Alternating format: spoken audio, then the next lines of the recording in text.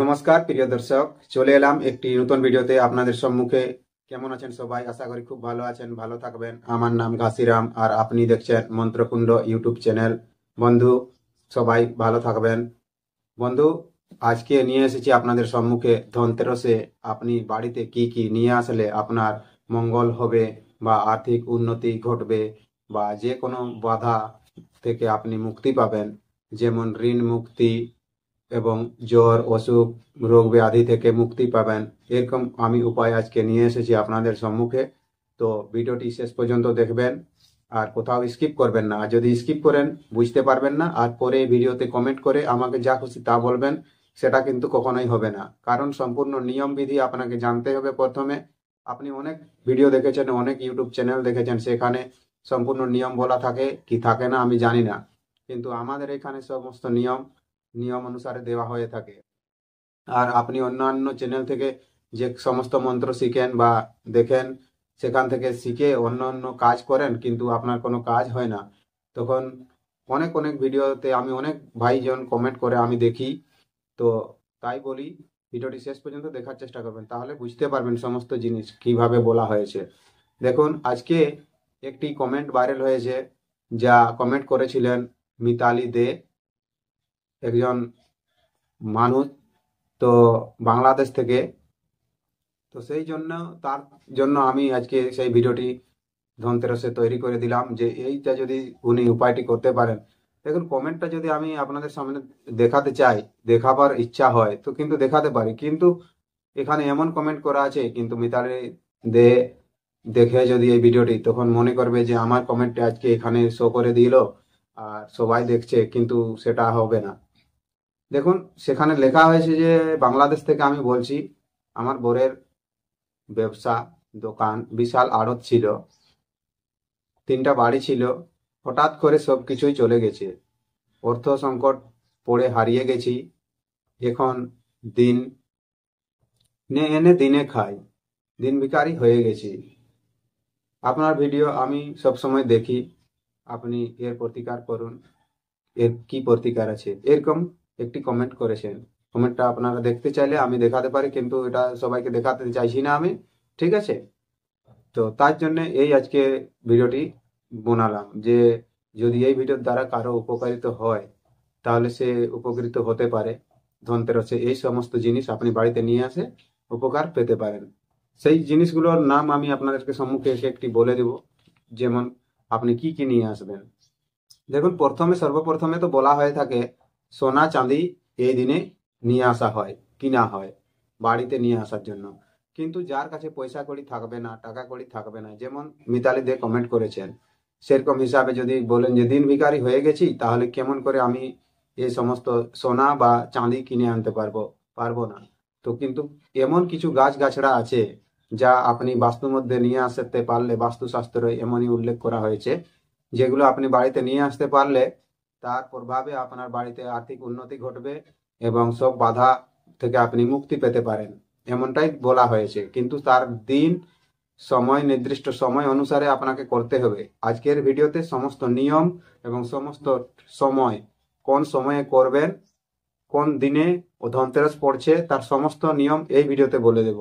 আপনারা ভিডিওটি শেষ পর্যন্ত দেখবেন। আর যদি লাইক করেননি এখন পর্যন্ত, ভিডিওটিকে এখন থেকে লাইক করে রাখুন। তাহলে কি হবে, আর ভিডিও দেখার পরে আপনি ভুলবেন না যে লাইক করতে হবে। ঠিক আছে? আর যদি আপনি নতুন এসে থাকেন আমার এই চ্যানেলে, তাহলে চ্যানেলটিকে এক্ষুনি সাবস্ক্রাইব করে আমার পাশে থাকুন। কারণ এখানে সমস্ত নিয়ম বিধি এবং সমস্ত পজিটিভ জ্ঞান দেওয়া হয়, কোনো ফেক জ্ঞান দেওয়া হয়ে থাকে না। আর যারা যারা আমার ভিডিও দেখেন, সাবস্ক্রাইবার আছেন, তারা তো জানেন। যারা আমার বাড়িতে এসেছেন তারাও জানেন যে কেমন ভাবে আমরা ভিডিও দিই, কেমন ভাবে ওষুধ দিই, কেমন ভাবে মন্ত্র দিই, কেমন ভাবে কাজ করা হয়। ঠিক আছে? দেখুন, ধনতেরাসের দিনে আপনি এই যে গাছগুলো নিয়ে আসবেন, প্রথমে একটি হলো তুলসী গাছ। তুলসী গাছ যদি নিয়ে আসেন, সেটা একটি খুব পজিটিভ এনার্জি দেয় আপনার বাড়িতে রাখলে। আর একটি আনতে পারেন, যেমন লক্ষ্মী কমল। লক্ষ্মী কমলের ফুল দেখতে পারেন স্ক্রিনে, লক্ষ্মী কমল ফুল। এবং যেটা বললাম তুলসী গাছ, তুলসী গাছ সবাই জানেন কেমন তুলসী গাছ হয়। এবং শ্বেত অপরাজিতা, শ্বেত অপরাজিতা আপনি নিয়ে আসতে পারেন, এটাও একটি খুব কার্যকারী জিনিস। এবং কুবেরাক্ষী, কুবেরাক্ষী একটি গাছ, এই পৌধাটিও আপনি প্লান্ট থেকে পেয়ে যাবেন, যে কোনো নার্সারিতে যাবেন, নার্সারিতে এই সমস্ত গাছ আপনি পেয়ে যাবেন। অর্থাৎ না যদি পান, যে কোনো কারো বাড়িতে এইসব গাছ থাকে, তার থেকে চেয়ে আনতে পারেন। চেয়ালে তো কেউ দিবে না আপনাকে, ওই প্লান্ট থেকে, নার্সারি থেকেই আনতে হবে। এগুলো আনলে আপনার সব সমস্যা থেকে আপনি মুক্তি পেতে পারেন। তুলসী গাছকে লক্ষ্মী স্বরূপা বলে মনে করা হয়, ধন দৌলত বাড়াতে সাহায্য করে, ঠিক আছে। এবং আর সাদা অপরাজিতা যদি ঘরের আনা হয়, তাহলে সেটি আপনার আর্থিক কষ্ট থেকে আপনাকে মুক্তি করবে। তারপরে যদি কুবেরাক্ষী আপনি আনতে পারেন, কুবেরাক্ষী কুবেরের কৃপা দৃষ্টি লাভ করবে আপনাকে, কুবেরাক্ষী যদি আপনি নিয়ে আসতে পারেন, ঠিক আছে।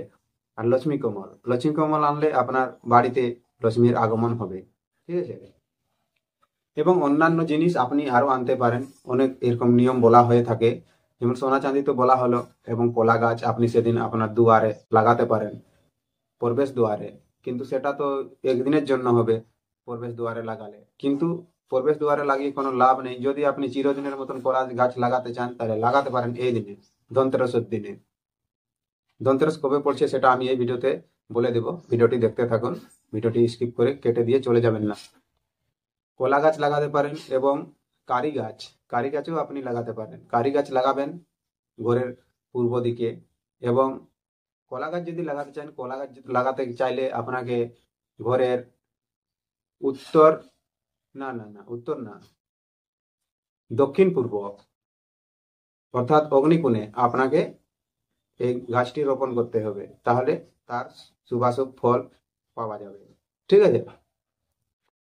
আর একটি কথা বন্ধু, যাদের মধ্যে এসব উপায় যারা করতে পারবেন, তারা এ সমস্ত উপায় আপনারা করবেন। যে কোনো একটি গাছ এই গাছের মধ্যে নিয়ে আসবেন। 4টি গাছ বলা হলো, এদের মধ্যে একটি গাছ খুব সহজভাবেই আপনারা পেয়ে যাবেন এবং সংগ্রহ করে নিয়ে আসবেন।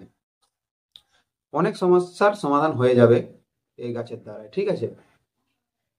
এবং এই যে ধনতেরসের দিনে আপনি ধন্বন্তরী ভগবানের পূজা করতে পারেন, কারণ যখন সমুদ্র মন্থন হয়েছিল, তখন ধন্বন্তরী দেবী অবতরিত হয়েছিলেন। অনেক রোগ ব্যাধি নিজেই নিয়ে যান এবং ধন অনেক প্রদান করেছেন। কার্তিক মাসের কৃষ্ণপক্ষ ত্রয়োদশী তিথিতে তার জন্ম বা অবতরণ হয়েছিল। তাই সেই কার্তিক মাসের কৃষ্ণপক্ষ ত্রয়োদশী তিথিতে সেই ধনতেরস আজও পালিত হয়ে আসছে এবং চলতে থাকবে। তো এই দিনটি আজকে আপনাদের সম্মুখে দেখুন। সে দিনটি হলো ধনতেরসের পঞ্জিকা অনুসারে বলা হচ্ছে। আপনি পঞ্জিকা মিলাতে পারেন, পঞ্জিকা দেখতে পারেন। পঞ্জিকা অনুসারে 18 অক্টোবর 2025, দিন হলো শনিবার, বেলা 12:18 থেকে আরম্ভ। 19 অক্টোবর রবিবার 1:51 পর্যন্ত। কিন্তু ধনতেরসের সুন্দর উৎসব 18 তারিখে মানানো হবে, 18 তারিখে পালিত হবে, ঠিক আছে।